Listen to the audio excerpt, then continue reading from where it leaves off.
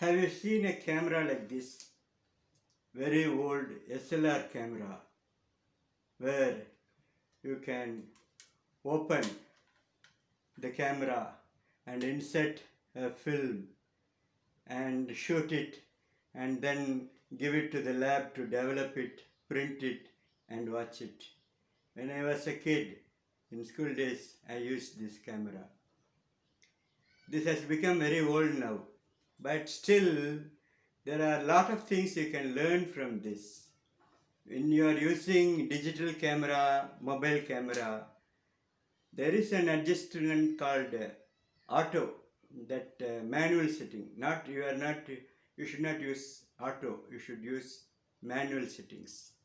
When you use manual settings, you can improve your quality of the film, the photograph or video you are taking. I'll just tell you briefly how to adjust settings manually. See here the speed of the frame is chosen here, shutter speed. Here the diaphragm can be adjusted. The camera opens like this. The light that enters the camera will be controlled by the opening of the lens. Lens will open like this. The size of the opening can be controlled. This is diaphragm setting. You can make it smaller, medium or bigger. When you make the hole, the diaphragm bigger, more light will enter and you can take in night also. When it is harsh light, when when it is around 12 o'clock in the daytime, the light can be controlled to minimum, the least. So the diaphragm or the opening can be the least.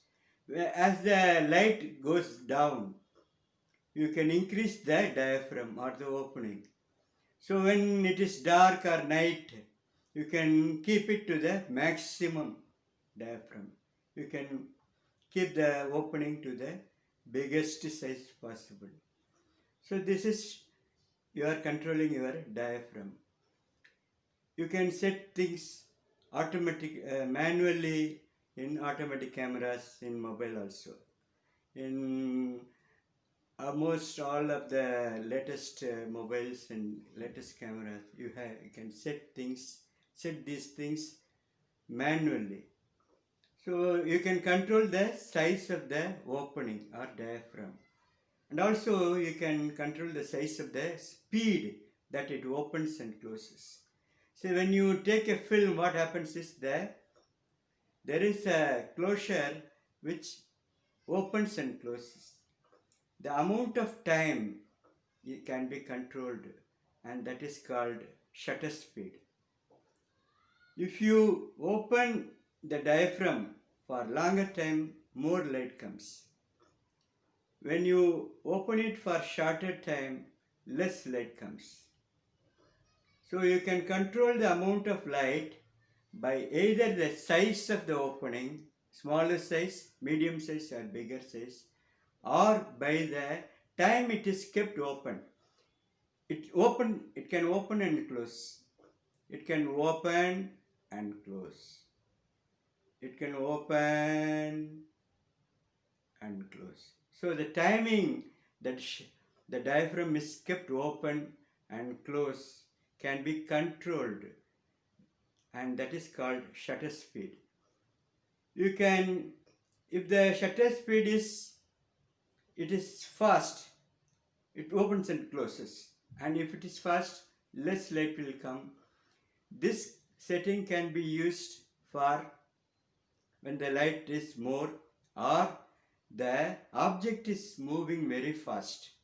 For example, if you are taking a car, shooting a video or a photograph of a car, moving car, it is moving very fast.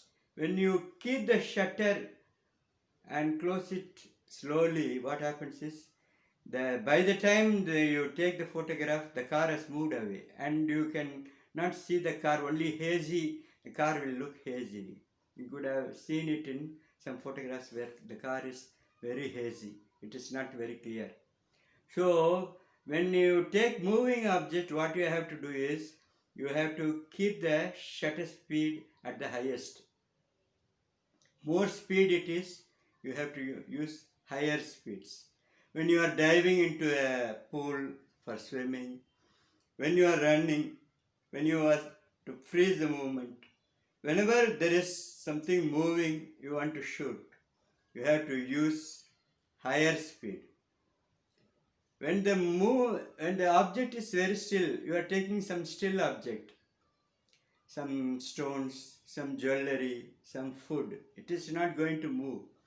Then you can use longer duration and close. So it depends on the speed of the movement of the object. So from the least highest speed for fast moving object to the lowest aperture shutter speed for the still objects, you can choose anything in between. And also there is one more thing called ISO. The previously the film rolls came with ISO, 100 ISO and 200, 400, 1000, 2000, like that. The the the speed with which the film gets, the chemicals get developed is called the ISO. It can be lower or higher. When the ISO is on 400,000 like that, it can develop very fast. The film is capable of developing very fast and it can record very fast. If you are going to take it in a night time, you have to use very high ISO, 1000, 2000 like that. When you are going to record in full daytime or moving standard objects, non-moving objects, you can use low ISO, 100 like that. So in many cameras, in today digital cameras, you can choose the ISO also. You can from the lowest 100 like that, 50 also there, to the highest you can choose depending on the quantity of light or the movement of the object.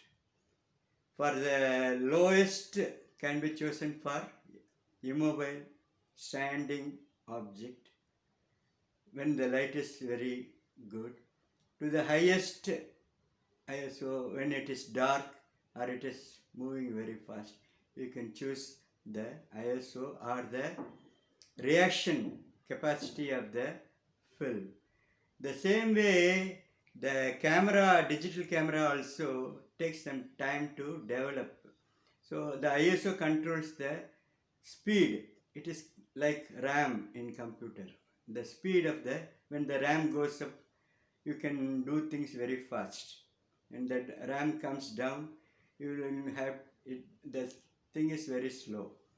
So you can control the camera by choosing the ISO from lowest to the highest. When you choose the highest, it is very fast in moving, developing the frame or the video. When it is lowest, it can develops very slowly.